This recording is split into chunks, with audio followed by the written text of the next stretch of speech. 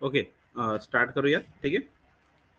तर बघा, question number 1 आहे, the part of the bone that enters into formation of joint is called. तर बघा, आपल्या बोनचा असा कोणता पार्ट आहे जो बेसिकली जॉईंट्स फॉर्म करत असतो. ओके, म्हणजे अशा ठिकाणी एंटर होणार आणि एंटर झाल्यानंतर जॉईंट फॉर्म करतो.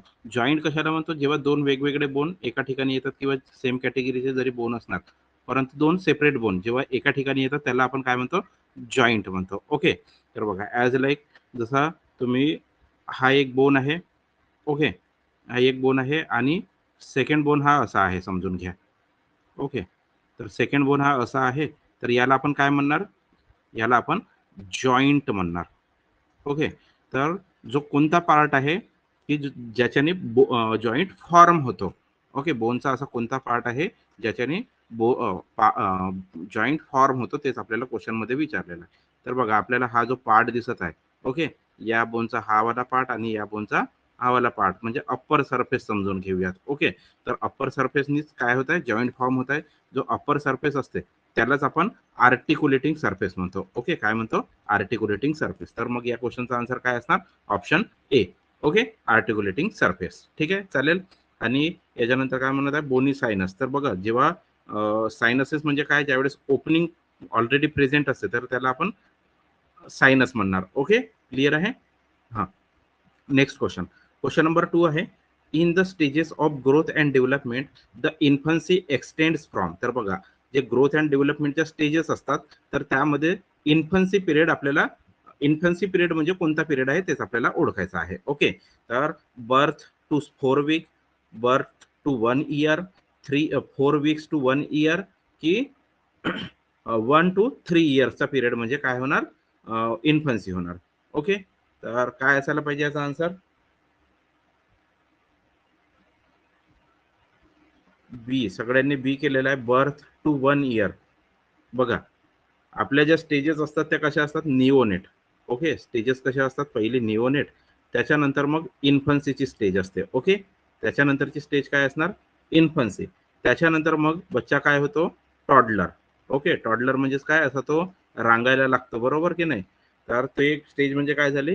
टॉडलर. टॉडलरच्या नंतर मग बच्चा काय असतो? Pre Schuler. स्कूलमध्ये जात नाही, परंतु ठीक आहे.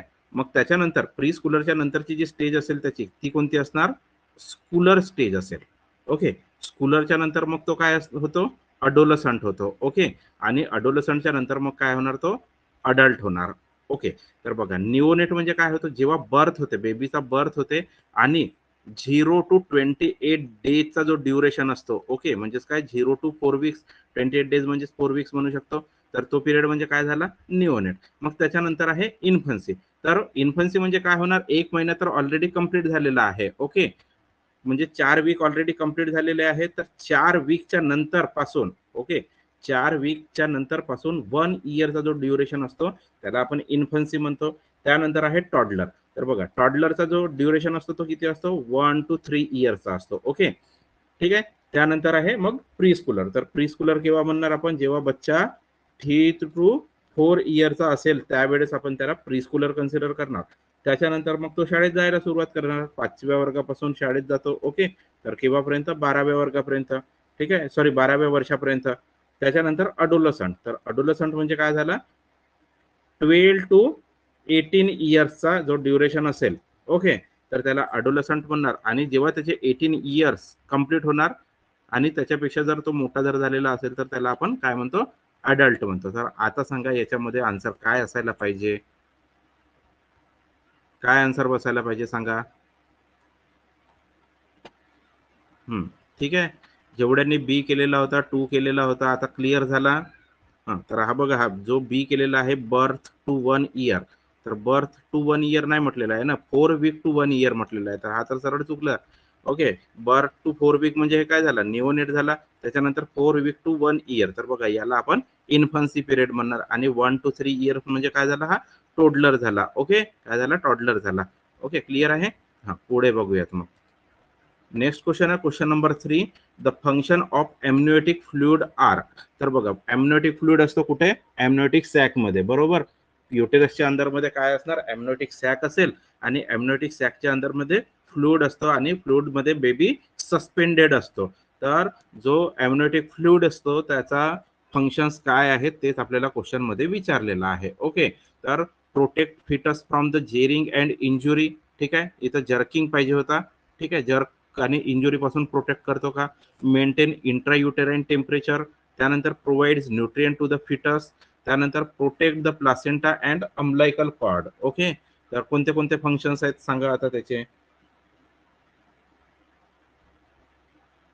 बघा, हा जसा हा युटेरस झाला. ओके, हा युटेरस आहे, याच्या अंदर मध्ये काय असणार? हे एम्युनिटिक सॅक आणि याच्या अंदर मध्ये हा असा बेबी असेल. ओके, बरोबर की नाही? तर हा फ्लुइड असतो.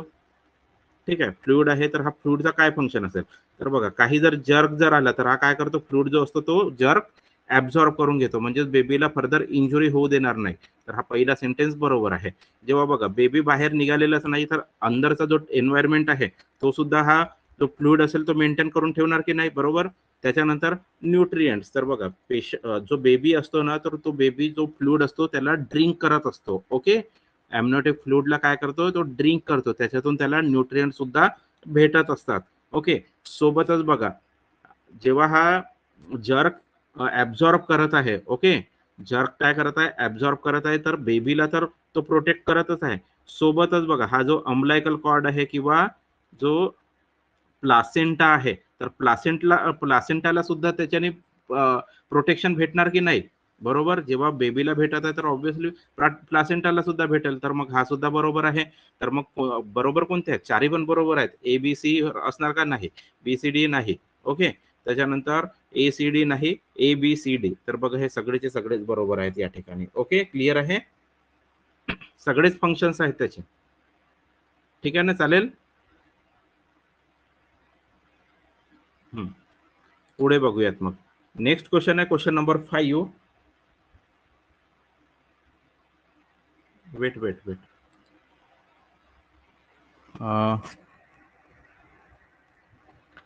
इथे डायरेक्ट 3च्या नंतर 5 आलेला आहे. ओके, तर हा ऍक्च्युली 4 असायला पाहिजे. ठीक आहे, ते टायपिंग मिस्टेक झालेली आहे. इट्स थोडा कन्सिडर करून घ्या. Okay, the factors influencing the heat production are. तर हीट प्रोडक्शन साठी कोणते कोणते फॅक्टर इन्फ्लुएन्स करतात किंवा त्यामध्ये रोल असतो, कोणत्या फॅक्टरचा रोल असतो ते आपल्याला क्वेश्चन मध्ये विचारलेलं आहे. ओके, तर बघा, आपण जे थेरी लेक्चर्स घेतलेले होते त्यामध्ये मी तुम्हाला सांगितलेलं आहे की हीट प्रोडक्शन कसं होतं. हीट प्रोडक्शन म्हणजे काय? थर्मोजेनेसिस. ओके, तर थर्मोजेनेसिस कशी प्रोसेस असते? आणि एक काय असतो? थर्मोलायसिस. ओके, बरोबर की नाही? जेनेसिस म्हणजेच काय? जनरेशन, आणि लायसिस म्हणजे ब्रेकडाऊन होणे. ओके, तर हीट जर जेव्हा लूज होते तर त्याला लायसिस म्हणणार. तर एक तुम्हाला फिजिकल प्रोसेस सांगितलं होता आणि दुसरा काय सांगितलेलं आहे? केमिकल प्रोसेस सांगितलेला आहे, बरोबर. तर आता सांगा मला की फिजिकल कोणती आहे आणि केमिकल कोणती आहे? तर आणि जर तुम्हाला जर सांगता जर नाही आलं तर याचा अर्थ असा आहे की तुम्हाला रिव्हिजनची खूप जास्त गरज आहे. ओके, तर ठीक आहे, इट्स ओके. तुम्ही सांगा कमेंटमध्ये, तेव्हापर्यंत आपण ऑप्शन्स बघून घेऊया. तर ऑक्सिडेशन ऑफ फूडमुळे सुद्धा काय होतं? हीट प्रोड्यूस होतो. बघा, आपल्या बॉडीमध्ये आपण जो फूड कन्झ्युम करतोय as a like carbohydrate consume करतो, फॅट्स कन्झ्युम करतो, त्याच्यानंतर प्रोटीन सुद्धा कन्झ्युम करतो, व्हायटामिन्स वगैरे कन्झ्युम करतो. तर बघा, हे जे कार्बोहायड्रेट्स काय असतात? कार्बोहायड्रेट्समुळे आपल्याला 1 ग्रॅम मुळे काय होतं? 4 कॅलरीज भेटत आहेत. ओके, किती भेटत आहेत? 4 कॅलरीज भेटत आहेत, म्हणजे ते आपल्याला बेसिकली एनर्जी भेटत आहे. फॅट्समुळे सुद्धा आपल्याला हे भेटत असते, एनर्जी भेटत असते, म्हणजे 1 ग्रॅम फॅटमध्ये. हा, ठीक आहे. फिज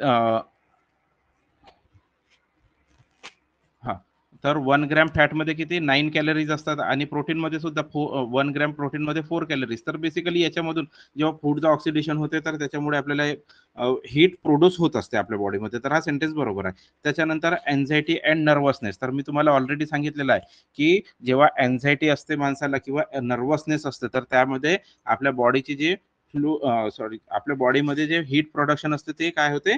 इन्क्रीज होते. ओके, तर हा सुद्धा बरोबर आहे. त्यानंतर बघा मग काय आहे? Sympathetic stimulation. तर बघा सिम्पॅथॅटिक स्टिम्युलेशन मुळे सुद्धा काय होतं, हीट प्रोड्यूस होतो. त्याच्यानंतर यूज ऑफ नार्कोटिक ड्रग्स. तर बघा हे नार्कोटिक ड्रग जे असतात ना ते आपल्याला काम करतात. ओके, काय करतो, काम करतो म्हणजे शांत करतात. शांत जेव्हा बॉडी असेल तर बॉडीमध्ये हीट प्रोड्यूस होणार का, नाही ना. त्यावेळेस त्यावेळी कंडिशन काय अशी असणार, हीट लेस प्रोड्यूस होणार. ओके, तर नॉर्कोटिक ड्रग मुळे हीट प्रोड्यूस होत नसतो, तर हा चुकीचा झाला. तर मग करेक्ट कोणते कोणते आहेत, ए, बी आणि सी. ओके, तर ऑप्शन बघूयात. Option A, A B C. तर बघा ऑप्शन ए मध्येच आपला आन्सर भेटलेला आहे, ए बी सी. तर बघा तुम्ही काय म्हटलं, physical activity exercise increases heat. तर बरोबर आहे ना, फिजिकल ऍक्टिव्हिटी मध्ये आपल्या बॉडीमध्ये काय होणार, हीट तर इन्क्रीज होतो. परंतु मला हे नाही, मी जे विचारलं ते नाही सांगितलं तुम्ही. ओके, मी काय म्हटलेलं आहे तुम्हाला, दोन टाईपच्या प्रोसिजर असतात आपल्या बॉडीमध्ये, प्रोसेस असतात. एक असते थर्मोजेनेसिस. ओके, एक काय असते थर्मोजेनेसिस आणि एक काय असते थर्मोलायसिस. थर्मोलायसिस. तर थर्मोजेनेसिस म्हणजे काय होते, जेव्हा जेनेसिस जनरेट, जेव्हा हीट जनरेट होणार, जेव्हा वर्ड लागत आहे तर काय होत आहे, जनरेट होत आहे म्हणजे हीट प्रोड्यूस होत आहे. ओके, आणि थर्मोलायसिस, लायसिस म्हणजे काय होणार, म्हणजे ब्रेकडाऊन होणार किंवा हीट प्रोड्यूस होणार नाही. तर बघा एक कोणती असते, एक फिजिकल प्रोसेस असते आणि एक असते केमिकल प्रोसेस. तर आता सांगा थर्मोजेनेसिस कोणती आहे, फिजिकल आहे की केमिकल आहे, की थर्मोलायसिस सांगा फिजिकल आहे की केमिकल आहे. तर तर बघा आता मी तुम्हाला सांगतो परत एकदा, जे थर्मोजेनेसिस असते ना हे केमिकल प्रोसेसर असते. ओके, कशी असते, केमिकल असते. आणि जे थर्मोलायसिस असते ही कशी असते, फिजिकल प्रोसेस असते. ओके, तर लक्षात ठेवा ऑलवेज जी सी. ओके, आणि एल पी असं लक्षात ठेवायचा. ठीक आहे, तर जी वरून काय होणार, जेनेसिस म्हणजेच काय, केमिकल. आणि एल पी, एल पी म्हणजेच काय होणार, लॉस. लायसिस कोणती असणार मग, ती फिजिकल असेल. ओके, क्लिअर आहे. आपल्या थेरी लेक्चर मध्ये मी तुम्हाला सांगितलेलं आहे ऑलरेडी. ठीक आहे, चालेल.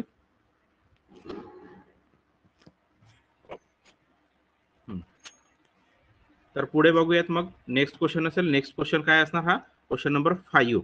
ओके, तर which of the following factors must be kept in a mind while documenting the patient's record during and at the end of the shift. तर बघा जेव्हा आपली शिफ्ट सुरू आहे आणि शिफ्ट संपत आलेली आहे, तर आपल्याला असे कोणते फॅक्टर्स आहेत ते आपल्याला डोक्यामध्ये ठेवायचे आहेत, किंवा कोणती प्रोसिजर परफॉर्म करताना जेव्हा डॉक्युमेंटेशन करत आहोत, पेशंटच्या रेकॉर्डचं डॉक्युमेंटेशन करत आहोत, तर ड्युरिंग आणि एंड ऑफ द शिफ्टला असे कोणते फॅक्टर्स आहेत ते आपल्याला डोक्यात ठेवायचं आहे.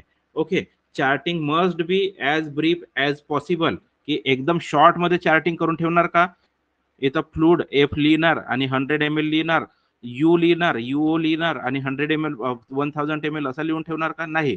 जी चार्टिंग असते ती आपण कशी डिटेल चार्टिंग करून ठेवतो पेशंटची, म्हणजेच काय होणार, जो नेक्स्ट स्टाफ येणार त्याला समजायला इझी होणार.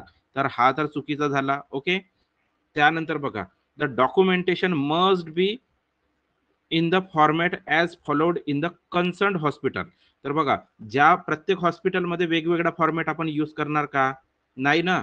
एक काहीतरी युनिव्हर्सिटी, एक काहीतरी त्याच्यामध्ये एक युनिव्हर्सॅलिटी असायला पाहिजे की नाही. म्हणजे म्हणण्याचा तात्पर्य असं आहे की प्रत्येक हॉस्पिटलमध्ये जर तुम्ही डिफरंट डिफरंट ठेवला आणि समजून घ्या की तुमचा, किंवा समजून घ्या की तुम्ही आज चेंज झाले दुसऱ्या हॉस्पिटलमध्ये 1-2 दिवसाकरिता किंवा 5 दिवसाकरिता तुमची जर इंडक्शन ट्रेनिंग जर लागली, तर तुम्हाला समजायला डिफिकल्ट जाणार की नाही. म्हणून त्याच्यामध्ये आपण काय करणार, युनिव्हर्सल ठेवणार. ओके, ठीक आहे. डॉक्युमेंटेशनचा जो फॉर्मॅट कसा ठेवणार आपण, युनिव्हर्सल ठेवणार.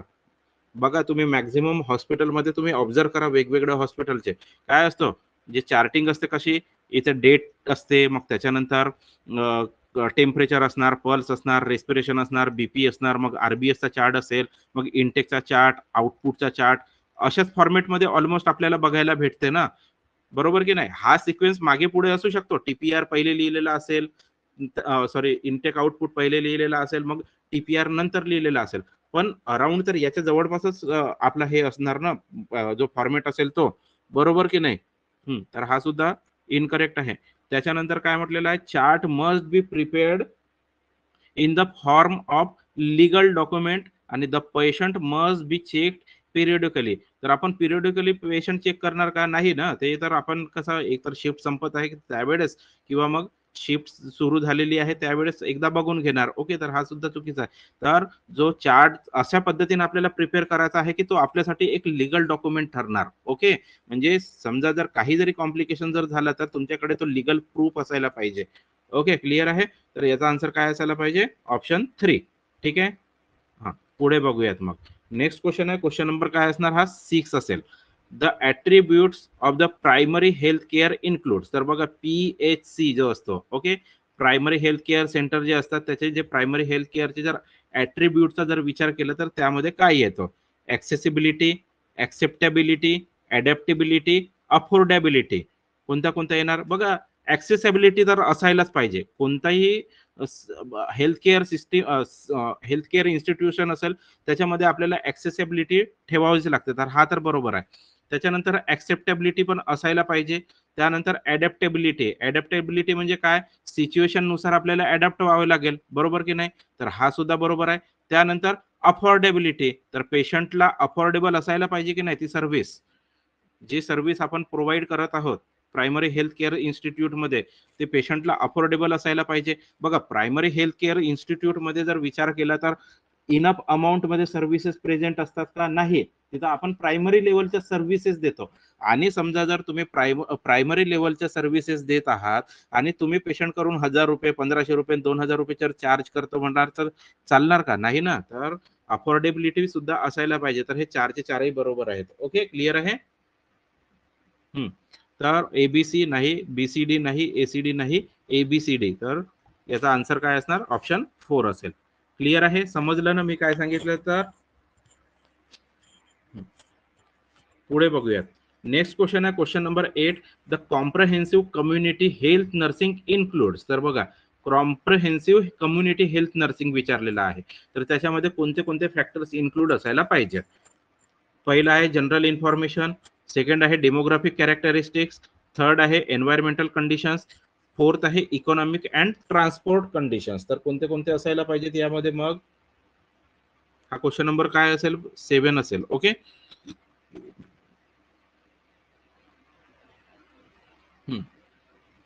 तर बघा, जनरल इन्फॉर्मेशन तर आपल्याला प्रोव्हाइड करावंच लागणार. ओके, आपण डेमोग्राफिक कॅरेक्टरिस्टिक्स सुद्धा बघत असतो. म्हणजे कम्युनिटीमध्ये जात आहोत तर डेमोग्राफी हा वर्ड ऑलवेज आपल्या कम्युनिटीमध्ये रिलेट करत असतो. त्याच्यानंतर एन्व्हायरमेंटल कंडिशन सुद्धा इम्पॉर्टंट असतात. बरोबर की नाही? प्रत्येक एन्व्हायरमेंटल कंडिशन मध्ये सारख्या सिच्युएशन दिसून येणार आहेत का आपल्याला? नाही ना. जो हॉट टेम्परेचरचा जो एरिया असेल त्यामध्ये आणि जे कोल्ड टेम्परेचरच्या एरियामध्ये जर आपण जर बघितला तर दोन्ही ठिकाणी डिफरंट डिफरंट कंडिशन दिसून येतात की नाही, दिसून येऊ शकतात की नाही? बरोबर की नाही? तर एन्व्हायरमेंटल कंडिशन सुद्धा इम्पॉर्टंट आहेत आणि त्याच्यासोबत इकॉनॉमिक अँड ट्रान्सपोर्ट कंडिशन सुद्धा इम्पॉर्टंट असतात. बरोबर की नाही? जर तुम्ही हिली एरियामध्ये जर जात असणार, ओके, हिली एरियामध्ये जर जात असणार तर त्या ठिकाणी तुम्हाला ट्रान्सपोर्ट कंडिशन म्हणजे म्हणजे मॅटर करणार की नाही? बरोबर. तर हे 4चे 4ही बरोबर आहेत. ओके, तर ऑप्शन ए काय आहे? ABC. Option B B C D. Option C ACD आणि एबीसीडी. तर याचा आन्सर काय असायला पाहिजे? एबीसीडी असायला पाहिजे. ओके, क्लिअर आहे? हं. त्याच्यानंतरचा क्वेश्चन बघूया. त्याच्यानंतरचा क्वेश्चन असेल हा question number 8. Okay. The repair and reconstruction of the joint is called. तर बघा, जॉइंटचा आपण या ठिकाणी काय करत आहोत? रिपेअर अँड रिकन्स्ट्रक्शन करत आहोत. तर त्या कंडिशनला आपण काय म्हणणार? आर्थ्रोडेसिस म्हणणार, आर्थ्रोटॉमी म्हणणार, आर्थ्रोप्लास्टी म्हणणार की एम्प्युटेशन म्हणणार? काय म्हणत असतो? हं. तर बघा, जेव्हा जेव्हा प्लास्टी वर्ड लागतो, ओके, प्लास्टी वर्ड लागतो तर प्लास्टीचा मीनिंग काय होतो? रिपेअर होतो. ओके, रिपेअर किंवा त्यालाच आपण रिकन्स्ट्रक्शन म्हणतो. ॲज लाइक हर्निओप्लास्टी वर्ड ऐकला असणार. ओके, हर्निओप्लास्टी. तर काय होतंय? हर्निया म्हणजे हर्निएशन झालेलं आहे या डायफ्राम मधून. समजा जर हा इंटेस्टाईन जर बाहेर निघालेली असेल तर ह्या इंटेस्टाईनला आपण वरती पुश करणार आणि हा जो डायफ्राम फाटलेला होता त्याला शिवून रिपेअर करून घेणार. ओके, तर रिपेअर आणि रिकन्स्ट्रक्शन वर्ड कुठे यूज होतो? सॉरी, प्लास्टिक वर्ड केव्हा यूज होतो? रिपेअर आणि रिकन्स्ट्रक्शन जर केलेलं असेल तर तेव्हा. ओके, तर बघा इथं डेसिस आहे, टॉमी आहे, प्लास्टी आहे आणि एम्प्युटेशन आहे. तर याचा आन्सर काय असायला पाहिजे? Option C प्लास्टी, arthroplasty. ओके, आणि बघा याच ठिकाणी काय म्हटलेलं आहे? टॉमी. तर टॉमीचा मीनिंग काय होतो? जेव्हा आपण कोणत्याही ठिकाणी ओपनिंग क्रिएट करत असणार. ओके, जेव्हा आपण ओपनिंग क्रिएट करतो ना त्याला आपण टॉमी म्हणतो. ॲज लाईक बघा, आर्थ्रोटॉमी. तर आर्थ्रोटॉमी मध्ये काय होणार की जॉईंट मध्ये आपण काय करत असणार, ओपनिंग क्रिएट करणार. ओके, जॉईंट मध्ये ओपनिंग क्रिएट करणार, त्या कंडिशनला आपण आर्थ्रोटॉमी म्हणणार. ओके, बरोबर की नाही? अजून टॉमी काय असू शकतो, गॅस्ट्रोटॉमी होऊ शकते. बरोबर, गॅस्ट्रोटॉमी म्हणजे पोटामध्ये जर छिद्र जर करायचं झालं, ओपनिंग जर करायची जर झाली तर त्याला गॅस्ट्रोटॉमी म्हणणार. त्याच्यानंतर इकडे आर्थ्रोडेसिस दिसत आहे, तर आर्थ्रोडेसिसचा मिनिंग काय होणार, वेट हा, आर्थ्रोडेसिसचा मिनिंग काय होणार, जेव्हा बघा एक दोन किंवा दोन पेक्षा जास्त बोनला आपण काय करणार, फ्यूज करणार. ओके, टू और मोर बोन्स काय करणार या ठिकाणी, फ्यूज करणार. ओके, कशाकरिता, to become one larger bone. Okay, to become one larger bone. Okay, असे दोन वेगवेगळे किंवा दोनपेक्षा जास्त बोनला आपण काय करणार, एका ठिकाणी घेऊन येणार, ज्याच्यामुळे काय होणार, एक मोठा बोन त्या ठिकाणी फॉर्म होणार, त्याला आर्थ्रोडेसिस म्हणणार. ओके, आणि या ठिकाणी काय आहे, एम्प्युटेशन. तर एम्प्युटेशन म्हणजे काय होतं, जेव्हा रिमूव्हल करतो. ओके, एक्टमी सारखाच असतो, परंतु एक्टमी मध्ये काय होते, जे बॉडीच्या अंदरचे जे पार्ट्स असतात, ओके, ऑर्गन्स वगैरे जे असतात, त्यांना जर काढून जर फेकत असणार तर त्याला आपण एक्टमी म्हणणार. जसं for example lobectomy. Okay, lobectomy म्हणजे काय होतो, जो आपले लंग्स असतात त्याच्यामधलं जर एखादी जर लोब जर काढून फेकला तर त्याला लोबेक्टॉमी म्हणणार. किंवा अपेंडेक्टॉमी म्हणजे काय, अपेंडिक्सचा रिमूव्हल करत आहोत. परंतु एम्प्युटेशन, एम्प्युटेशन वर्ड केव्हा यूज होतो, रिमूव्हलच करतो, परंतु जेव्हा आपण कोणत्या एक्स्ट्रीमिटीचा वगैरे जर रिमूव्हल केला, ऍज लाईक समजा जर तुम्हाला फिंगरचा जर करायचा असेल, टोचा जर रिमूव्हल करायचा असेल, किंवा समजा फोर हँडचा जर रिमूव्हल करायचा असेल, तर त्यावेळेस वर्ड कोणता यूज करणार आपण, एम्प्युटेशन वर्ड यूज करणार. ओके, क्लिअर आहे, समजल्या ह्या सगळ्या टर्म्स.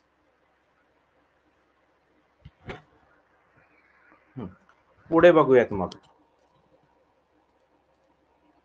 नेक्स्ट क्वेश्चन असेल question number 9. The appropriate weight gain of the foetus between 32 and 40 weeks of gestation is. तर बघा 32 ते 40 वीक्सचा जेस्टेशनच्या पिरियड मध्ये अप्रोप्रिएट वेट गेन किती असायला पाहिजे फिटसचा, किती असायला पाहिजे, 10 ग्रॅम पर डे असायला पाहिजे, 20 ग्रॅम पर डे असायला पाहिजे, 25 ग्रॅम पर डे असायला पाहिजे, की 50 ग्रॅम पर डे असायला पाहिजे. तर किती असायला पाहिजे,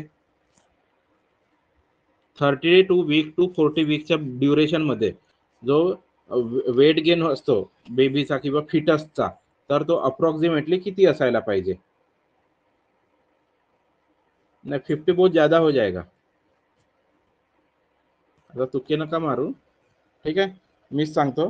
ठीक आहे, तर किती असायला पाहिजे, 25 ग्रॅम्स पर डे इतका असायला पाहिजे. ओके, हा क्वेश्चन माझ्यासाठी सुद्धा नवीन होता, मी पण माहिती नव्हता, पण भेटला हा कुठेतरी मला, तर मला वाटलं की टाकावा हा क्वेश्चन असा एक. ठीक आहे ना, चालेल. पुढे बघूयात मग. नेक्स्ट क्वेश्चन असेल क्वेश्चन नंबर या ठिकाणी 10 असायला पाहिजे हा. Okay, a state of diminished consciousness in which the patient remains mute and still with the eyes opened is called. तर बघा पेशंटचा जो कॉन्शियसनेस काय झालेला आहे, रिड्यूस झालेला आहे किंवा डिमिनिश झालेला आहे, आणि सोबतच काय पेशंट म्यूट आहे, काहीच बोलत नाही, आणि त्याचे जे आय जे आहेत ते कसे आहेत, ओपन आहेत आणि स्टील आहेत. तो म्हणजे इवन जे आय लॅशेस सुद्धा तो असा ब्लिंक करत नाही, म्हणजे आय सुद्धा ब्लिंक करत नाही, इकडे तिकडे सुद्धा असा नजर फिरवू शकत नाही.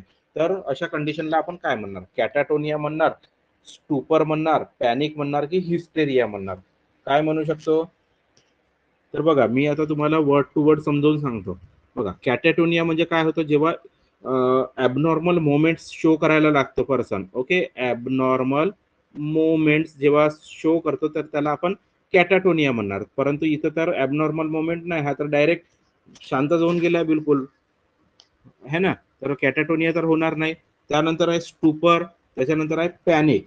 ओके, तर पॅनिकचा मिनिंग काय होतं, जेव्हा एखादी पर्सन सडनली त्याला जर असं फिलिंग ऑफ फिअर येत असेल, suddenly feeling of fear. Okay, sudden fear, feeling of fear जर येत असेल, ओके, फिलिंग ऑफ फिअर जर येत असेल, किंवा सोबतच त्याला जर एक्स्ट्रीम एन्झायटी क्रिएट होत असेल, म्हणजे असं म्हणू शकतो ॲक्यूट एक्स्ट्रीम एन्झायटी जर होत असेल पेशंटला, म्हणतो बरोबर. आणि त्याच्यानंतर आहे हिस्टेरिया. तर हिस्टेरियामध्ये काय असतो, पेशंट जो असतो किंवा जो पर्सन असतो तो स्वतःचे जे इमोशन्स असतात त्याला तो कंट्रोल करू शकत नाही. Okay, enable to control emotions. Okay, इमोशन्सला तो कंट्रोल करू शकत नाही. बेसिकली त्याच्यामध्ये पेशंटचे जे इमोशन्स असतात त्याच्यामध्ये एक्साइटेबिलिटी पाहायला भेटते. ओके, एक्साइटेबिलिटी इन द कशामध्ये, इमोशन्स मध्ये. ओके, ऍज लाईक समजा तो हसायला सुरुवात केला तर तो कंटिन्यू हसतच राहतो. ओके, रडायला जर सुरुवात केला तर तो काय करणार, एक्स्ट्रीमली त्याचा क्राईंग सुरू असेल. ओके, तर त्याला आपण हिस्टेरिया म्हणतो.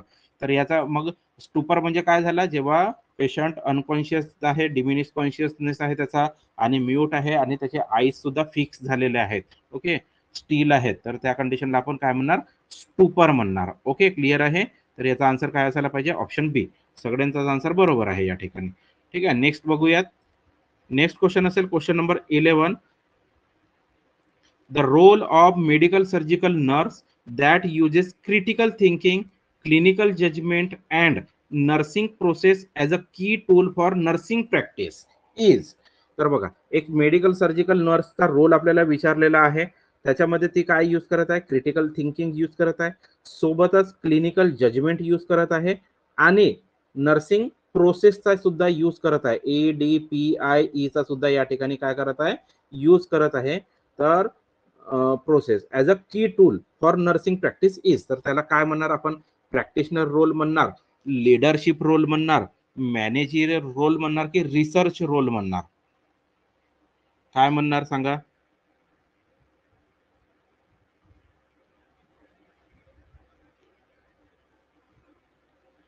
लिडरशिप कसा म्हणणार, बघा या ठिकाणी पेशंट, ते जे नर्स आहे, मेडिकल सर्जिकल नर्स आहे, ती जजमेंट कसे घेत आहे, क्लिनिकल जजमेंट घेत आहे. ओके, क्लिनिकल जजमेंट मध्ये फॉर एक्झाम्पल मी तुम्हाला सांगतो, जर पेशंटला ब्रिथलेसनेस जर होत असेल, ओके, त्याला जर थोडा जर श्वास घ्यायला त्रास जर होत असेल, तर आपल्याला एक ऑटोनॉमी आहे, त्यांनी काय करणार, आपण ऑटोनॉमीचा यूज करणार आणि पेशंटला प्रॉपर पोझिशन देणार. म्हणजे तोच काय झाला, एक प्रकारचा क्लिनिकल जजमेंट झाला की नाही. तर हा कोणता रोल झाला, मग लिडरशिपचा रोल झाला का. क्रिटिकल थिंकिंग तर आपण करतोच, बरोबर. क्रिटिकल तर थिंकिंग करावंच लागेल. जेव्हा आपण क्लिनिकल फील्डमध्ये काम करत आहोत तर आपल्याला क्रिटिकल थिंकिंग यूज करायला लागते, सोबतच क्लिनिकल जजमेंटचा सुद्धा यूज करत आहोत. आणि EDPIE म्हणजेच काय, नर्सिंग प्रोसेस. तर नर्सिंग प्रोसेस आपण लिडरशिप मध्ये यूज करतो का, सांगा आता मला. ज्यांनी 3 आणि 2 आन्सर केलेला आहे त्यांनी मला सांगा की जो आपण नर्सिंग प्रोसेस फॉलो करतो, assessment, diagnosis, planning, implementation, evaluation, हे लिडरशिपच्या वेळेस यूज करतो का, नाही ना. तर हा तर आन्सर होणार नाही. इव्हन हा मॅनेजरियल सुद्धा होणार नाही, आणि हा रिसर्च रोल सुद्धा नाही आहे. रिसर्च मध्ये आस्पेक्ट वेगळेच असणार. ओके, तर याचा आन्सर काय असेल, प्रॅक्टिशनर रोल असेल. ओके, पेशंटचा रोल, सॉरी, नर्सचा रोल काय आहे त्या ठिकाणी, ती प्रॅक्टिशनर रोल पजेस करत आहे. ओके, प्रॅक्टिस करत आहे त्या ठिकाणी. ठीक आहे, क्लिअर आहे. प्रॅक्टिस करत आहे म्हणजे काय, पेशंटला केअर डिलिव्हर करत आहे. ओके, क्लिअर आहे, समजलं.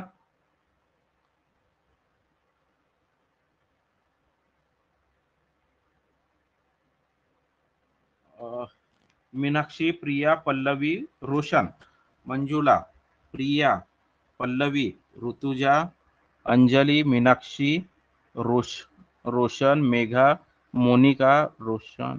ठीक आहे, प्रिया, पल्लवी, तर ह्या सगळ्यांना समजलं ना, आता क्लिअर झालं. ठीक आहे, क्लिअर. पुढे बघूयात मग. नेक्स्ट क्वेश्चन आहे क्वेश्चन नंबर 12 असायला पाहिजे हा. The risk factor of sensory neural इम्पेअरमेंट include. तर बघा, सेन्सरी न्यूरल इम्पेअरमेंट जर होत आहे, ओके, तर सेन्सरी न्यूरल इम्पेअरमेंट मध्ये काय होणार, हिअरिंग लॉस होणार पेशंटला. तर याचे रिस्क फॅक्टर काय काय होतात, ते आपल्या रिस्क फॅक्टर काय असू शकतात ते आपल्याला क्वेश्चन मध्ये विचारलेलं आहे. ओके, तर family history of sensory neural इम्पेअरमेंट. तर बघा, तुम्ही फॅमिलियल हिस्ट्री बघू शकता की एखादा व्यक्ती जर त्यांच्या फॅमिलीमध्ये जर त्याला कमी ऐकू येत असेल, ओके, तर त्यांच्या घरी अजून दुसराही व्यक्ती असा येऊ शकतो त्यांच्या जनरेशन मध्ये की त्याला कमी ऐकायला येतो. ओके, किंवा एज झाल्यानंतर कमी ऐकायला येतो. तर फॅमिलियल हिस्ट्री तर असतेच असते. त्याच्यानंतर congenital malformation of the cranial structure. तर बघा, क्रेनियल स्ट्रक्चरचा जर कंजेनायटल मालफॉर्मेशन जर झाला तर त्याच्यामुळे सेन्सरी न्यूरल ही इम्पेअरमेंट येऊ शकतो ऑब्व्हियसली. त्यानंतर chronic exposure to the loud noise आणि रिकरंट इयर इन्फेक्शन. तर काय असायला पाहिजे याचा आन्सर?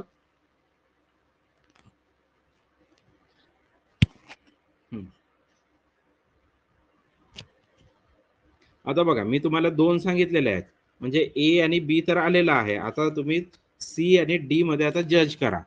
तर बघा, chronic exposure to the loud noise. तर समजा जर लाऊड नॉइजला जर आपण कंटिन्युअसली जर एक्सपोज जर झालो, तर त्याच्यामध्ये सेन्सरी न्यूरल इम्पेअरमेंट होणार की कोणता इम्पेअरमेंट होणार?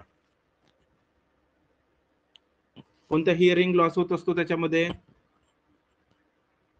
सेन्सरी न्यूरल होणार की कंडक्टिव्ह होणार?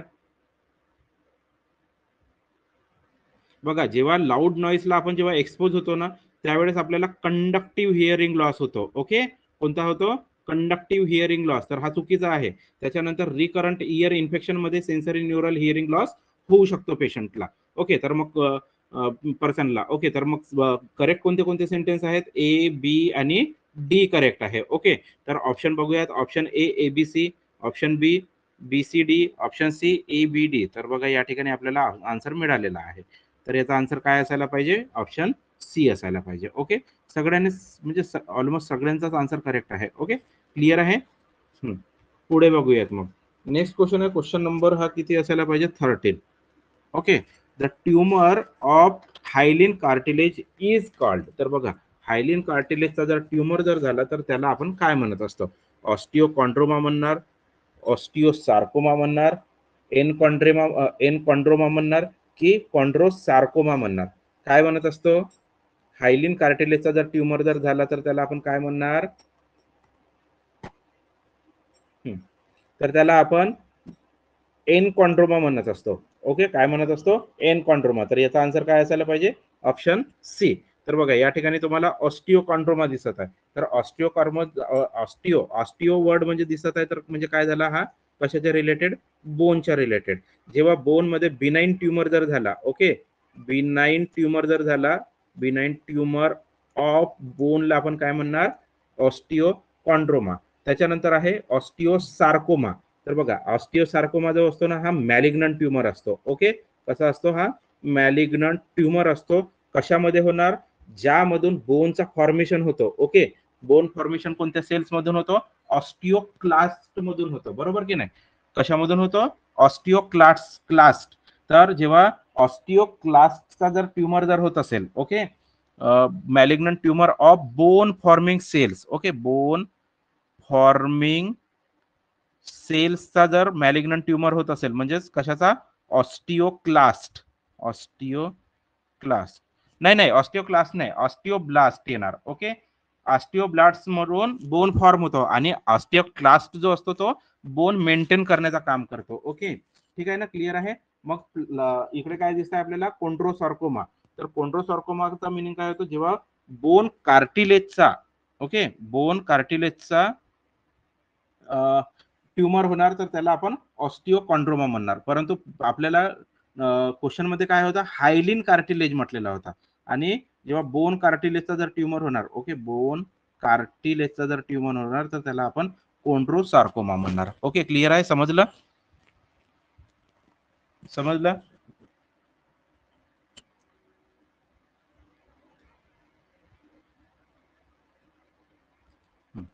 पुढे बघूया. नेक्स्ट क्वेश्चन आहे, क्वेश्चन नंबर 14 असेल हा.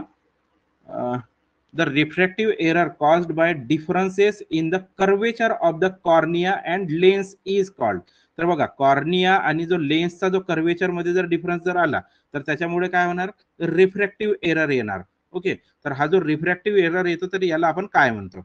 इमेट्रोपिया म्हणणार, अस्टिग्मॅटिझम म्हणणार, मायोपिया म्हणणार की हायपरमेट्रोपिया म्हणणार? काय म्हणणार याला आपण? जेव्हा रिफ्रॅक्टिव्ह एरर येत असेल किंवा जेव्हा कॉर्निया आणि लेन्सचा कर्वेचर मध्ये डिफरन्स असेल तेव्हा, तर त्या रिफ्रॅक्टिव्ह एररला आपण काय म्हणत असतो? काय म्हणणार?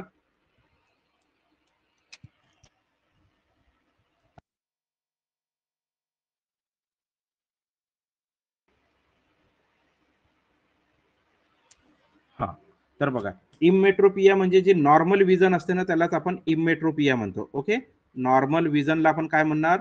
इमेट्रोपिया, तर हा आन्सर होणार नाही. त्यानंतर आहे अस्टिग्मॅटिझम आणि त्याच्यानंतर आहे मायोपिया.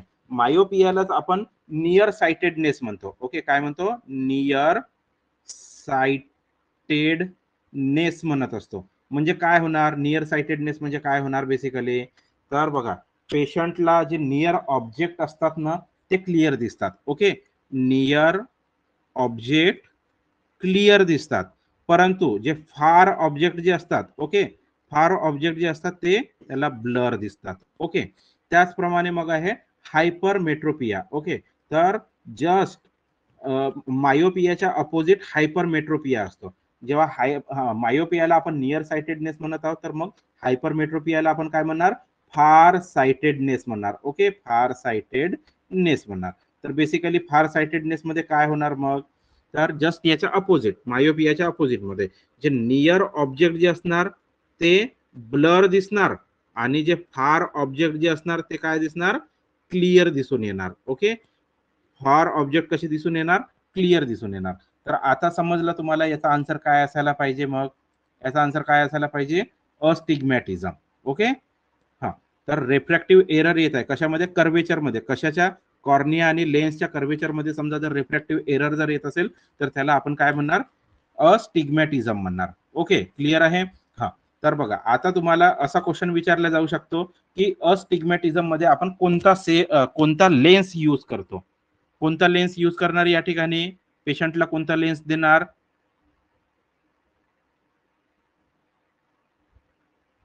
तर बघा, जर अस्टिग्मॅटिझमचा जर पेशंट असेल ना तर त्याला आपण सिलेंड्रिकल लेन्स यूज करतो. ओके, कोणता लेन्स यूज करतो? सिलेंड्रिकल लेन्सचा यूज करत असतो. आणि समजा जर पेशंटला नियर साइटेडनेस म्हणजेच काय, मायोपिया जर असेल तर त्यावेळेस त्याला आपण कॉनकेव्ह लेन्सचा यूज करतो. ओके, कॉनकेव्ह लेन्सचा यूज करतो. ठीक आहे, क्लिअर आहे? आणि जर समजा जर पेशंटला हायपरमेट्रोपिया जर असेल तर त्यावेळेस आपण कॉन्व्हेक्स लेन्सचा यूज करतो. ओके, कशाचा यूज करतो? कॉन्व्हेक्स लेन्सचा यूज करत असतो. समजलं? क्लिअर आहे?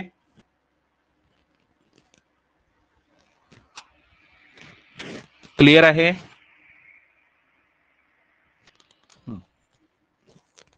ठीक आहे, नेक्स्ट क्वेश्चन बघूयात. नेक्स्ट क्वेश्चन असेल question number 15. The type of AV aid which is cheap and easy to carry aid that is covered with rough khadi and the cutouts. Okay, cutouts, drawings, okay, drawings and other illustration are placed is called. तर बघा, अशा अशा टाइपचा एक एव्ही add आहे. Okay, तर हा एव्ही add जो आहे ना हा एकतर चीप आहे आणि याला आपण इझिली कॅरी करू शकतो. आणि हा कशाने कव्हर झालेला असतो? हा खादीने कव्हर झालेला असतो. याच्यावरती कशाची कव्हरिंग असते? खादीची कव्हरिंग असते. खादीचा कापड तुम्हाला माहिती असेल, गांधीजी खादीचा कापड युज करत होते, बरोबर? तर खादीचा कापड युज केलेला असतो त्याच्यावरती कव्हरिंग म्हणून. आणि त्याच्यावरती आपण काय करतो? जे इलुस्ट्रेशन्स आहेत, ऍज लाईक काही कटआउट्स आहेत, समजा जर काही फोटोज असणार किंवा कोणत्या जर ड्रायव्हिंग असणार, ओके, ड्रॉइंग काढलेले असणार ते चिपकवतो किंवा कोणत्याही टाईपचे जे इलुस्ट्रेशन आहेत ते त्याच्यावरती आपण चिटकवून ठेवतो. तर त्याला आपण काय म्हणणार? फ्लॅश कार्ड म्हणणार, फ्लॅनल बोर्ड म्हणणार, बुलेटिन बोर्ड म्हणणार की एक्झिबिट्स म्हणणार?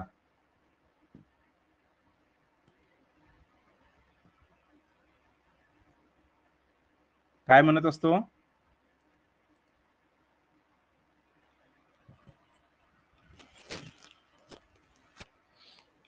बघा, एकाच शब्दावरती नेहमी फोकस ठेवायचा. जिथे वर्ड खादी दिसला तर त्यावेळेस ऑलवेज आपला आन्सर फ्लॅनल बोर्ड असेल. ठीक आहे, बाकीचा काहीच दिमाग लावायचा नाही. ठीक आहे, आणि तुम्हाला सांगितलं की हा इझी टू कॅरी आहे आणि चीप पण असतो. आणि बघा, विचारताना सांगताना काय म्हटलेलं आहे, याच्यावरती आपण कटआउट्स किंवा ड्राइंग किंवा इलुस्ट्रेशन चिपकवून ठेवू शकतो. बघा, मी छोटे छोटे चित्र काढलेले आहेत यावरती, बरोबर? समजलं तुम्हाला? काय दिसतात इथं? छोटे चित्र दिसत आहेत. पूर्ण एवढा मोठा चित्र दिसत आहे का? एवढा मोठा बोर्डभर चित्र दिसत आहे का? नाही ना, छोटे छोटे आपण कटआउट्स लावू शकतो त्याच्यावरती. समजा जर सलमान खानचा फोटो जर तुम्हाला इथं कॉलेजमध्ये शो करायचा असेल तर तुम्ही काय करणार? सलमान खानला असं आजूबाजूने कापणार आणि या बोर्डवरती जाऊन चिपकवणार. तर तो बोर्ड कोणता असतो? फ्लॅनल बोर्ड असतो. तुम्ही बेसिकली कॉन्व्हेंट मध्ये वगैरे ते छोटे पोरं राहतात बघा, तसा एक बिलकुल एकदम मऊ कापडाचा तो बोर्ड असतो, तुम्ही बघितलाही असणार. आपल्या कॉलेजमध्ये मध्येपर्यंत सॉरी कॉलेजमध्ये वगैरे सुद्धा असतात तशा टाईपचे बोर्ड. तर ते खादीने कव्हर झालेले असतात, एकदम सॉफ्ट असतात. त्याला आपण काय करतो, असा एक कटआउट घेणार आणि एक पिन घेणार आणि त्या पिनने त्याला टोचून ठेवतो. तर तो कोणता बोर्ड असतो, फ्लॅनल बोर्ड. आणि बघा तुम्ही सगळ्यांनी फ्लॅश कार्ड म्हटलात, तर बघा फ्लॅश कार्ड कसा असतो, असा हा चौकोनी असतो किंवा आयत आकाराचा असतो आणि पूर्ण कार्ड भर काय असतो, तो एकच चित्र असतो. समजा जर तुम्हाला त्या ठिकाणी हँड वॉशिंगची जर पहिली स्टेप जर दाखवायची असेल, तर तुम्ही काय करणार, हँड वॉशिंगच्या स्टेप मध्ये पहिली स्टेप, दुसरी स्टेप, तिसरी स्टेप, चौथी स्टेप, पाचवी स्टेप असं दाखवणार का त्या ठिकाणी? नाही. फ्लॅश कार्ड मध्ये आपण काय करतो, एका कार्ड वरती एकच स्टेप चिपकवतो, दुसऱ्या कार्ड वरती दुसरी, तिसऱ्या कार्ड वरती तिसरी आणि हाताने असं त्याला वरती उचलतो आणि लोकांसमोर दाखवतो. ओके, ठीक आहे, क्लिअर आहे फ्लॅश कार्ड आणि फ्लॅनल बोर्ड मधला फरक समजला? तर फ्लॅनल बोर्ड ऑलवेज लक्षात ठेवायचा की काय असतो, तो रफ खादीने कव्हर केलेला असतो. आणि बुलेटिन बोर्ड, तर बघा आपण न्यूज ऐकतो, न्यूज बघतो, तर त्याच्यामध्ये काय दाखवतात, बुलेटिन्स दाखवतात आपल्याला न्यूज मध्ये. बुलेटिन म्हणजे काय, ज्या ठळक बातम्या असतात. ओके, ठळक बातम्या म्हणजेच काय, बुलेटिन. तर ज्या ठिकाणी आपल्याला फक्त ठळक ठळक काही माहिती जर सांगायची असेल, ओके, असे जर दोन सेंटेन्स असतील का बाबा, वेस्ट इंडिज सॉरी इंडिया आणि कोणाची मॅच झाली आता, साऊथ आफ्रिकेची मॅच झाली, तर इंडिया त्याच्यामध्ये जिंकला, इंडियाने वर्ल्ड कप जिंकला, तर हा काय झाला, एक ठळक न्यूज झाली, तर तेवढीच न्यूज त्याच्यावरती चिपकवणार, तो झाला बुलेटिन बोर्ड. ओके, क्लिअर आहे, समजलं? हा, मग पुढे बघूयात आता. नेक्स्ट क्वेश्चन असेल question number 16. Okay, a clinical entity where the process of abortion has started but has not progress to a state from which recovery is impossible. Okay, तर बघा एक एंटाइटी आहे, त्याच्यामध्ये काय म्हटलेलं आहे, प्रोसेस अबॉर्शनची प्रोसेस काय झालेली आहे, जस्ट स्टार्ट झालेली आहे, परंतु जी प्रोग्रेस जे आहे ते अद्याप प्रोग्रेस झालेलं नाही. कोणत्या लेवलपर्यंत प्रोग्रेस झालेली नाही, कोणत्या स्टेजपर्यंत, जिथून आपल्याला रिकव्हरी इम्पॉसिबल आहे त्या स्टेजपर्यंत प्रोग्रेस झालेली नाही. ओके, समजा जर या स्टेजपर्यंत जर पोहोचला, ओके, आणि इथे जर पोहोचला तर इथून रिकव्हरी इम्पॉसिबल होणार, परंतु या स्टेजपर्यंत अद्याप पोहोचलेलंच नाही, म्हणजे रिकव्हरी पॉसिबल आहे. तर त्याला आपण काय म्हणणार, स्पॉन्टेनियस अबॉर्शन म्हणणार, थ्रेटन्ड अबॉर्शन म्हणणार, इनइव्हिटेबल अबॉर्शन म्हणणार की मिस्ड अबॉर्शन म्हणणार.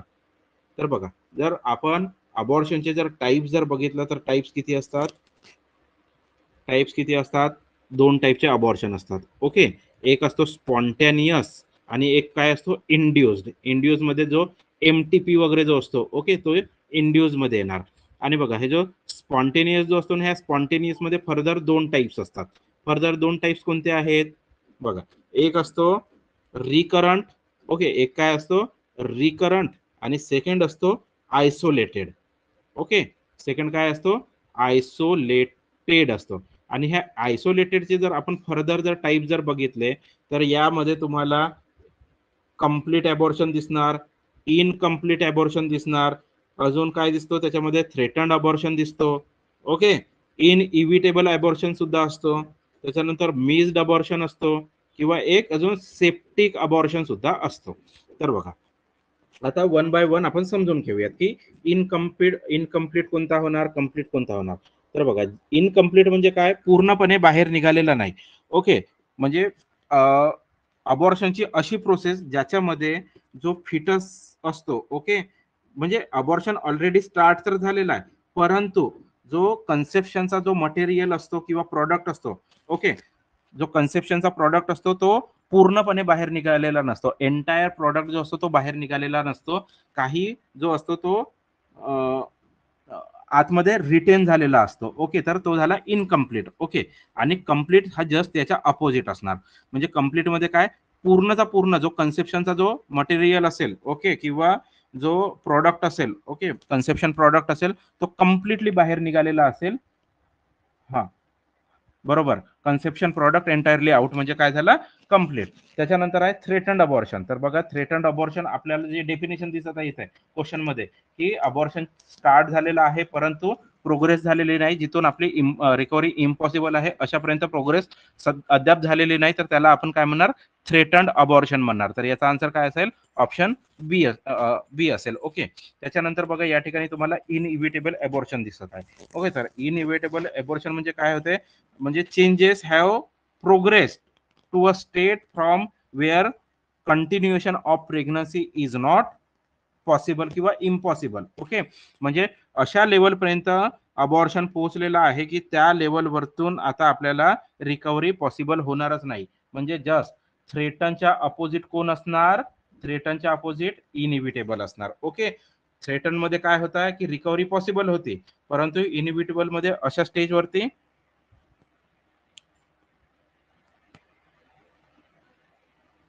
हो, पूर्ण जेवढा काही कन्सेप्शनचा मटेरियल आहे ना, तो सगळ्याचा सगळा बाहेर निघून जातो. ओके मेघा. हम्म.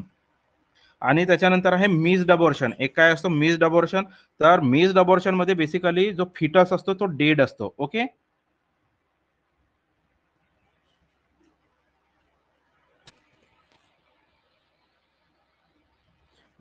इम्पॉसिबल जरी म्हटलेला असेल, बघा या ठिकाणी काय म्हटलेलं आहे, इम्पॉसिबल जरी म्हटलेलं असेल, परंतु क्वेश्चनची लँग्वेज समजा, हॅज नॉट प्रोग्रेस्ड म्हणत आहे. बघा क्वेश्चनची लँग्वेज समजा, मराठीत याला जर समजून सांगण्याचा जर झाला, ओके, तर बघा clinical entity where the process of abortion has started. बघा अबॉर्शनची प्रोसेस काय झालेली आहे, स्टार्ट झालेली आहे, परंतु but has not progress to a state, अशा स्टेट पर्यंत प्रोग्रेस झालेली नाही की जिथून रिकव्हरी इम्पॉसिबल आहे. ठीक आहे, अशा स्टेट पर्यंत म्हणजे प्रोग्रेस झालेली नाही की जिथे आपल्याला रिकव्हरी इम्पॉसिबल दिसत आहे. म्हणजेच काय, ज्या ह्या स्टेज पर्यंत अद्याप पोहोचलेलाच नाही आहे ना, म्हणजे इथून रिकव्हरी पॉसिबल आहे असं समजून घेऊयात. समजलं, समजलं. हम्म. हा, तर मग इकडे काय दिसतंय आपल्याला, मिस्ड अबॉर्शन. तर मिस्ड अबॉर्शन मध्ये जो फिटस असतो ना तो डेड असतो. ओके, डेड झालेला असतो आणि युटेरस मध्ये रिटेंड असतो. ओके, युटेरस मध्ये तो काय असणार, रिटेंड असणार, परंतु डेड असेल तर त्याला आपण काय म्हणतो, मिस्ड अबॉर्शन म्हणतो. आणि एक लास्ट असतो सेप्टिक अबॉर्शन. तर सेप्टिक अबॉर्शन म्हणजे काय झालं, जर ती लेडीला कोणत्याही टाईपचा जर इन्फेक्शन जर झाला, ओके, इन्फेक्शन झाल्यामुळे जर तिचा जर अबॉर्शन जर झाला, तर त्या अबॉर्शनला आपण काय म्हणणार, सेप्टिक अबॉर्शन म्हणणार. ओके, क्लिअर आहे, समजलं, एनी डाऊट.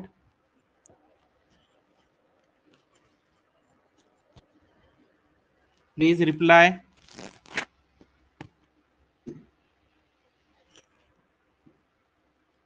ठीक आहे, पुढे बघूयात. मग नेक्स्ट क्वेश्चन आहे क्वेश्चन नंबर 18, नाही हा 17 असायला पाहिजे. मग which among the following can be seen in partial मोल. तर बघा मोलचे किती टाइप्स असतात, दोन मोल्स असतात. ओके, एक असणार पार्शियल मोल आणि सेकंड काय असणार, कंप्लीट मोल. ओके, सेकंड काय असेल, कंप्लीट मोल. तर आपल्याला क्वेश्चन मध्ये काय विचारलेलं आहे, पार्शियल मोल बद्दल विचारलेलं आहे. तर पार्शियल मोल मध्ये आपल्याला ट्रिप्लॉइडी दिसणार, हॅप्लॉइडी दिसणार, पॉलिप्लॉइडी दिसणार की डिप्लॉइडी दिसणार. काय दिसत असतो पार्शियल मोल मध्ये, तर बघा पार्शियल मोल मध्ये आपल्याला ट्रिप्लॉइडी दिसतो. ओके, काय काय प्रेझेंट असतो, ट्रिप्लॉइडी प्रेझेंट असतो. ट्रिप्लॉइडी म्हणजे काय असतो, जे क्रोमोझोमचे सेट्स असतात ना, तो एक्स्ट्रा सेट असतो. तर बघा टोटल क्रोमोझोम किती असतात, 46, बरोबर. तर सेटचा जर विचार केला तर 23चा एक सेट आणि दुसऱ्या 23चा एक सेट, तर असे टोटल आपले किती झाले, 46 झाले. परंतु यामध्ये परत एक एक्स्ट्रा सेट असतो, म्हणजेच काय, ट्रिपलेट. बघा 3 सेट झाले. ओके, 3 सेट झाले, तर मग किती होणार, हे टोटल 69 क्रोमोझोम होणार. ओके, तर पार्शियल मोल मध्ये किती क्रोमोझोम प्रेझेंट असतात, 69 क्रोमोझोम प्रेझेंट असतात. म्हणजेच काय आहे, ते ट्रिप्लॉइडी कंडिशन आहे. परंतु समजा जर कंप्लीट मोल जर असेल, ओके, कंप्लीट मोल जर असेल ना, तर त्यामध्ये आपल्याला डिप्लॉइडी दिसून येते. ओके, काय दिसून येतो, डिप्लॉइडी. तर डिप्लॉइडी म्हणजे काय होणार, डिप्लॉइडी म्हणजे काय होणार, 46 क्रोमोझोम तर प्रेझेंट राहणार, सोबत काय होणार, एकतर एक्स एक्स प्रेझेंट राहील किंवा मग 46 सोबत एक्स वाय प्रेझेंट असतो. ओके, कंप्लीट मोल मध्ये. ठीक आहे, तर हा डिप्लॉइडी कशामध्ये दिसणार आपल्याला कंप्लीट मोल मध्ये दिसून येणार आणि ट्रिप्लॉइडी आपल्याला पार्शियल मोल मध्ये दिसून येतो. समजलं? क्लिअर आहे?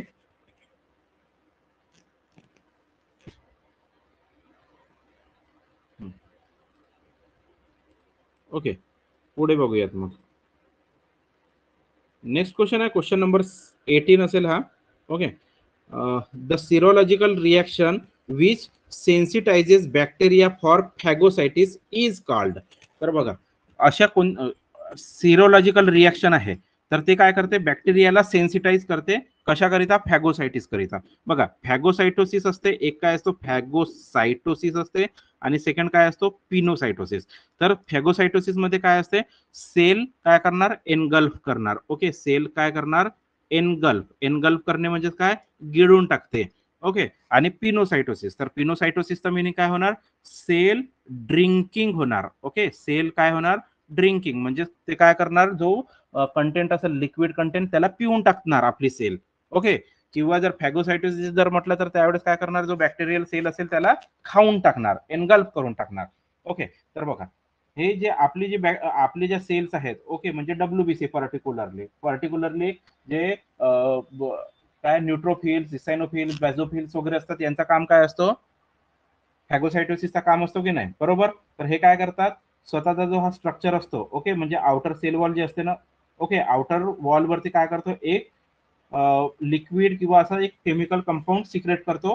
तर त्याच्याने काय होतं जे हे बॅक्टेरियल सेल जे आहेत ना त्या याच्याकडे अट्रॅक्ट होतात. ओके, अट्रॅक्ट झाल्या तर हा काय करतो स्वतःला चिपकवून घेत होतो. चिपकवल्यानंतर मग स्वतःचा साईजच चेंज करून घेते. ओके, स्वतःचा साईज चेंज केला तर हा असा आतमध्ये येणार, परत अजून स्वतःचा साईज चेंज करणार, बॅक्टेरिया अजून आतमध्ये येणार आणि मग लास्टली काय करणार हा बॅक्टेरिया इकडे आतमध्ये येणार आणि स्वतः पूर्ण एनगल्फ करून टाकणार. ओके, तर या कंडिशनला आपण काय म्हणत असतो या सिरोलॉजिकल कंडिशनला आपण रिएक्शनला काय म्हणतो फॅगोसाइटोसिस म्हणतो. तर जी अट्रॅक्ट करायची जी कॅपॅसिटी राहते तर त्याला आपण काय म्हणणार को ॲग्लुटिनेशन म्हणणार, न्यूट्रलायझेशन म्हणणार, ऑप्सोनायझेशन म्हणणार की कॉम्प्लिमेंट फिक्सेशन म्हणणार. काय म्हणत असतो सांगा.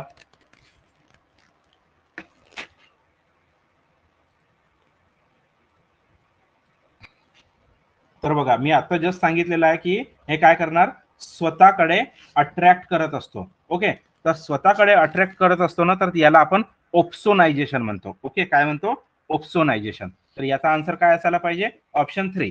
तर बघा आता काही लोकांनी या ठिकाणी ॲग्लुटिनेशन म्हटलेलं आहे. ओके, आता मी ॲग्लुटिनेशनचा तुम्हाला मिनिंग समजावून सांगतो.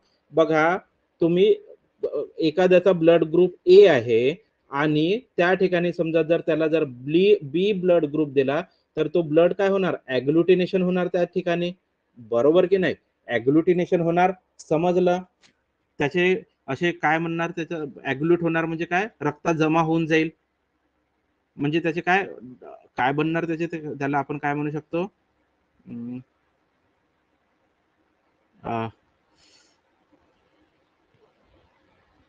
थक्का खून का थक्का म्हणणार ना त्याला इंग्लिशमध्ये. तर त्याचे असे clots. Okay, clots particular word काय म्हणणार क्लॉट्स. तर ॲग्लुटिनेशन मध्ये काय होत असते क्लॉटिंग होणार. परंतु क्लॉटिंग केव्हा होणार या ठिकाणी वर्ड काय म्हटलेला आहे को ॲग्लुटिनेशन. तर बघा जेव्हा दोन किंवा दोन पेक्षा जास्त प्रोटीनचा ॲग्लुटिनेशन होणार तर त्याला आपण को ॲग्लुटिनेशन प्रोसेस म्हणतो. ओके, त्याच्यानंतर आहे न्यूट्रलायझेशन. तर न्यूट्रलायझेशन म्हणजे काय होणार बघा समजा जर ऍसिड जर इन्क्रीज जर झालेला आहे बॉडीमध्ये तर त्याला आपण बेसिक काही कंपोनंट देणार तर त्याला न्यूट्रलाइज करण्याचा प्रयत्न करणार किंवा बेसिसिटी जर वाढलेला आहे तर ऍसिड देऊन त्याला कम्पेन्सेट करणार किंवा म्हणजे त्याला नील करण्याचा प्रयत्न करणार किंवा न्यूट्रलाइज करण्याचा प्रयत्न करणार. ओके, ऑप्सोनायझेशन तर समजलं. आणि एक काय असतं कॉम्प्लिमेंट फिक्सेशन. तर बघा कॉम्प्लिमेंट फिक्सेशन म्हणजे काय होतं जेव्हा आपल्या बॉडीमध्ये काय होतं समजा आपल्या बॉडीमध्ये काय असतात ऑलरेडी अँटीबॉडीज प्रेझेंट असतात. ओके, आपल्या बॉडीमध्ये काय असतात अँटीबॉडीज प्रेझेंट असतात आणि त्याच्यानंतर काय होणार समजा जर बॅक्टेरियल सेल जर आले म्हणजेच काय अँटीजन जर आला. ओके, अँटीजन जर आला तर हा काय करतो त्याला आयडेंटिफाय करण्याचा प्रयत्न करतो की हा अँटीजन आपल्या बॉडीमध्ये प्रेझेंट आहे की नाही आहे. ओके, याला काय करतो फाइंड आउट करण्याचा प्रयत्न करतो, आयडेंटिफाय करण्याचा प्रयत्न करतो की आपल्या बॉडीमध्ये अँटीजन प्रेझेंट आहे की नाही आहे. जर नसेल तर याच्यासोबत हा काय होणार, फिक्स होणार. ओके, याच्यासोबत हा काय होतो, असा फिक्स होऊन जातो. ठीक आहे, तर याला काय म्हणतात, अँटीजन सॉरी, याला काय म्हणणार, या प्रोसेसला कॉम्प्लिमेंट फिक्सेशन म्हणणार. ओके, म्हणजे हा असा वाय मध्ये असेल आणि हा दुसरा काय होणार, त्याला असा येऊन चिपकून जाणार. ओके, तर यांच्यामध्ये जो फिक्सेशन होत आहे तर याला आपण कॉम्प्लिमेंट फिक्सेशन म्हणणार. ओके, क्लिअर आहे, चारही टर्म समजल्या तुम्हाला. ज्यांनी ज्यांनी वन केलेला होता as like Meenakshi, Priya, Pallavi, Anjali, clear आहे, समजलं.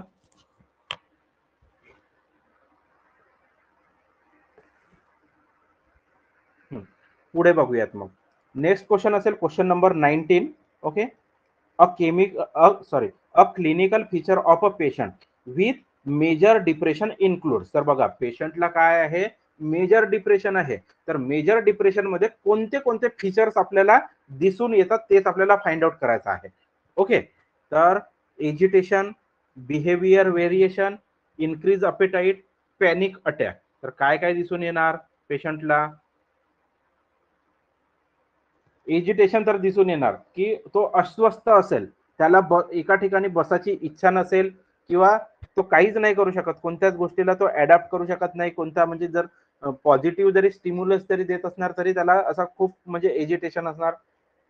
त्याच्या बिहेवियर म्हणजे व्हेरिएशन असणार, कधी तो थोडा नॉर्मल वाटेल, कधी परत डिप्रेस वाटेल. ओके, कधी कधी आपल्याला असा खूपच जर त्याच्या समोर जर खूप चांगली जर गोष्ट आली तर थोडासा हलकी स्माइल देऊन टाकेल, परंतु तो पूर्णपणे रिकवर झालेला असेल का नाही, त्याच्या बिहेवियर मध्ये आपल्याला व्हेरिएशन दिसून येणार. पेशंटला समजा जर मेजर डिप्रेशन असेल तर त्याला अपेटाईट त्याची इन्क्रीज झालेली असेल तर डिक्रीज झालेली असेल. अपेटाईट डिक्रीज असेल. डिप्रेस लोक जेवण करतात का जास्त, नाही करत ना, नाही करत, त्यांचं मन नाही लागत, खाण्यात मन नाही लागत, बरोबर, तर हा चुकीचा आहे. त्याच्यानंतर पॅनिक अटॅक, तर त्याला एक्स्ट्रीम, त्याला एन्झायटी क्रिएट होऊ शकते, बरोबर की नाही. एक्स्ट्रीम एन्झायटी क्रिएट होते म्हणजेच काय, पॅनिक अटॅक येत आहे म्हणजे एक्स्ट्रीम फिअरनेस वाटेल त्याला. हा सुद्धा करेक्ट आहे. तर करेक्ट कोणते कोणते आहेत, ए, बी आणि डी. ओके, तर ऑप्शन बघूयात. ऑप्शन ए काय आहे, एबीसी नाही. Option B B C D, option C A B D. तर याचा आन्सर काय असायला पाहिजे, option C A B D. Okay, सगळ्यांचाच आन्सर बरोबर आहे, सिंपल होता क्वेश्चन. ठीक आहे, त्याच्यानंतरचा क्वेश्चन बघूयात मग. क्वेश्चन नंबर हा असेल 20. Okay, the placental abnormalities in which thin fibrous ring is present at the margin of chorionic plate where the fetal vessels appear to terminate. तर त्याला आपण कोणता प्लासेंटा म्हणणार, सर्कमव्हॅलेट प्लासेंटा म्हणणार, प्लासेंटल मेम्ब्रियनिका म्हणणार, की प्लासेंटल मार्जिनेटा म्हणणार, की प्लासेंटा स्प्रूया म्हणणार, काय म्हणणार याला. बघा, वर्ड वरूनच समजत आहे कुठं आहे, कुठं प्रेझेंट आहे, मार्जिन वरती प्रेझेंट आहे. ओके, प्लॅसेंटल ॲबनॉर्मॅलिटीज तर आहेत, परंतु जे थीन फायब्रस रिंग जे आहे ते कुठे प्रेझेंट आहे, मार्जिन वरती आहे. कशाच्या, कोरियोनिक प्लेटच्या मार्जिन वरती आहे, where foetal vessels appear to terminate. तर त्याच्यामुळे काय होतं, जिथे आपल्याला काय दिसत आहे, ज्या फिटल वेसल्स आहेत त्या टर्मिनेट झालेल्या आहेत, त्याच्या समोर त्याची ग्रोथ झालेली नाही. तर याला कोणता प्लासेंटा म्हणणार आपण, प्लासेंटा मार्जिनेटा म्हणणार. ओके, काय म्हणणार, प्लासेंटा मार्जिनेटा. ओके, तर बघा, ही माझी स्पेशालिटी नाही, मला ओबीजीवाय सब्जेक्ट बिलकुल जमत नाही, मला कॉलेजमध्ये सुद्धा जमला नाही, मला म्हणजे कॉम्पिटेटिव्ह एक्झाम मध्ये सुद्धा जमलेलं नाही. मी लिटरली ओबीजीवाय वाचूनच गेलेला नाही हो. मला एवढा, मी तुम्हाला सांगतो, मी थांबा एक मिनिट, रेकॉर्डिंग पॉज करून घेतो, मी शकत नाही, परंतु जेवढा समजते मी तेवढा सांगण्याचा प्रयत्न करतो. ओके, एक जर आपण प्लासेंटल ॲबनॉर्मॅलिटीची जर गोष्ट केल्यानंतर याच्यामध्ये एक प्लासेंटा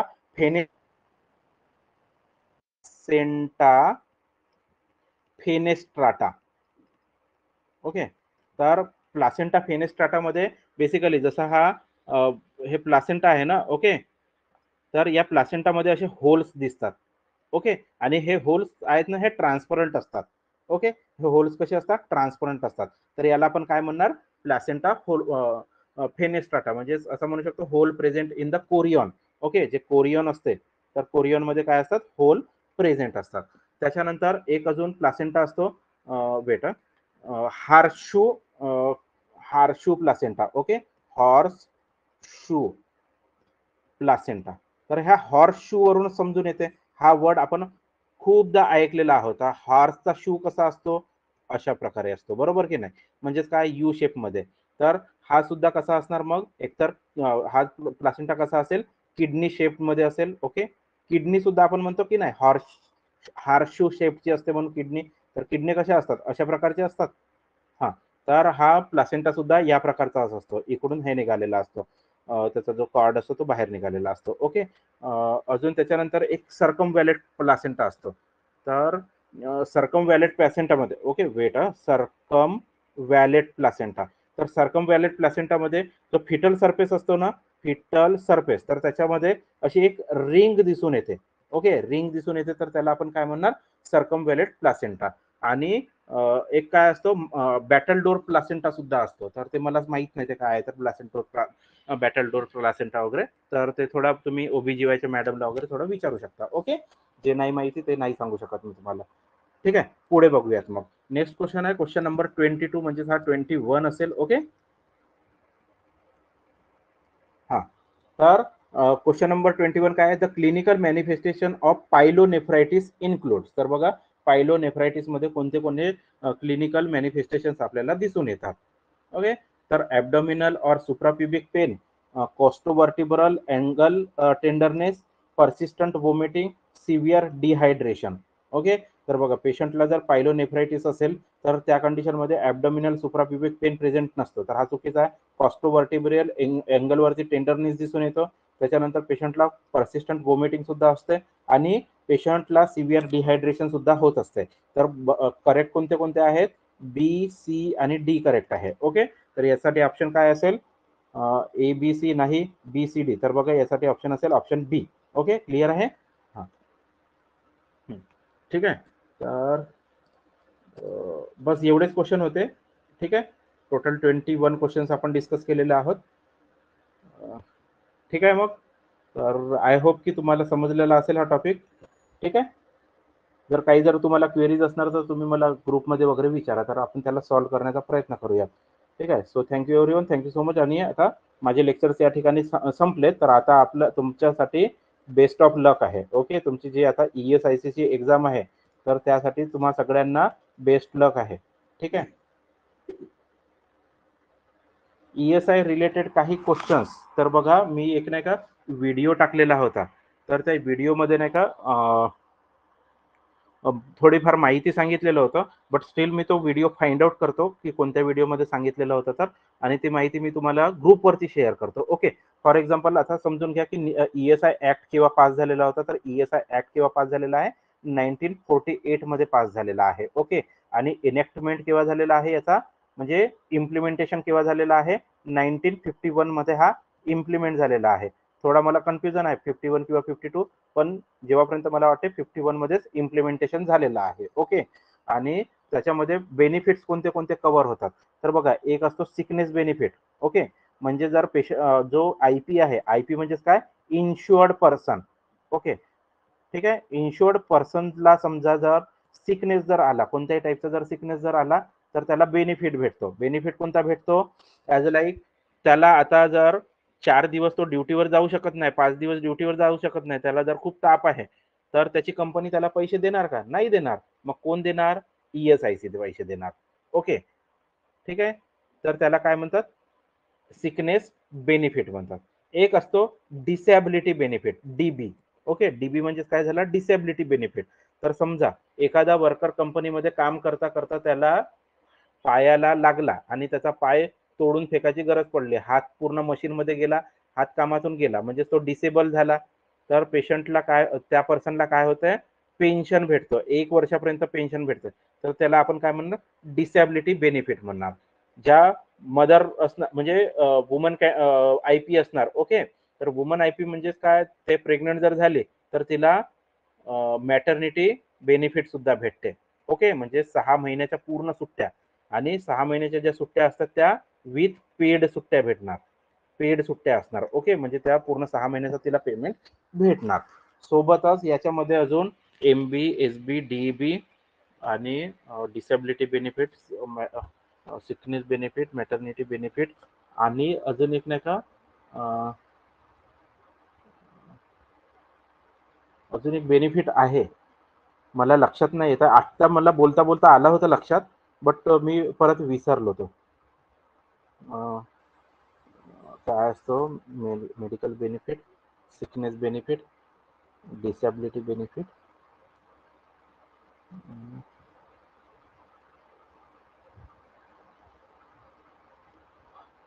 हा, तर ते रिहॅबिलिटेशन मध्येच येणार. तो डिसॅबिलिटीचा जो आहे ना, तो रिहॅबिलिटेशन मध्येच येणार. जे 1 वर्षाची पूर्ण पेन्शन भेटत आहे. हा, डेथचा सुद्धा भेटतो. ओके, डेथची सुद्धा आहे.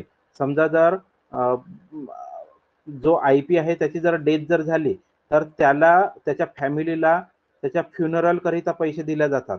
ओके, त्याच्या फ्युनरल साठी सुद्धा ESIC पैसे देत असते. ओके, कॅश पेमेंट करत असते त्याला. ठीक आहे.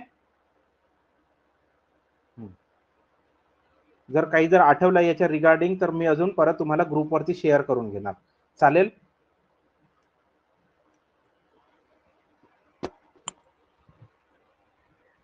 ठीक आहे, मग आता या ठिकाणी आपण स्टॉप करून घेऊयात आणि माझे लेक्चर संपले.